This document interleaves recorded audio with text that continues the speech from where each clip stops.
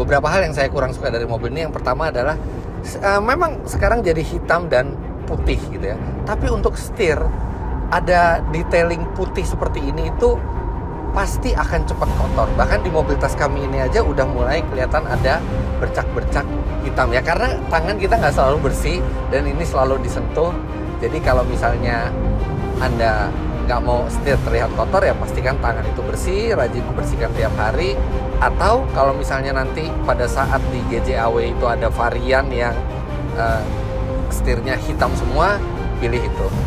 Tapi kalau misalnya Anda bisa menjaga kebersihannya ya hitam dan putih ini memang lebih menarik untuk dilihat. Kemudian yang kedua, cruise controlnya sudah adaptive cruise control dan dia juga ada lane keep assist, jadi bisa semi autonomous. Tapi memang ketika kita mengaktifkan cruise control itu petunjuk speed yang kita set di cruise control itu ada di layar gitu. Jadi kalau misalnya kita mau nambah speed atau mau mengurangi speednya, kita harus melihat ke layar tengah. Dan kalau kita pakai Apple CarPlay atau Android Auto, itu tidak kelihatan. Jadi kita harus keluar dulu ke menu depan. Serta cruise controlnya ini nggak sederhana sekali ya. Jadi nggak ada resume, nggak ada fitur resume. Jadi kalau misalnya kita setelah cruise control misalnya 90 km per jam, kita pelan dulu karena ada sesuatu, kita balik ke 90 km per jam itu nggak bisa dengan tombol resume. Harus kita ke kecepatan itu dan kita aktifkan lagi.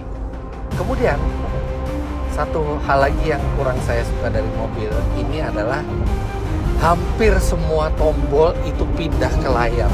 Tombol fisik di interior tuh hanya tinggal tombol power window dan pembuka pintu. Yang lainnya masuk ke layar dan memang ini terasa futuristis. Jadi mobilnya juga terlihat simple, interior jadi lebih keren. Namun pada kenyataannya agak sedikit merepotkan. Buat ngatur spion kita harus cari menunya dulu. Untuk mengubah mode berkendara kita harus cari menunya dulu gitu ya. Jadi ya futuristis tapi kurang praktis.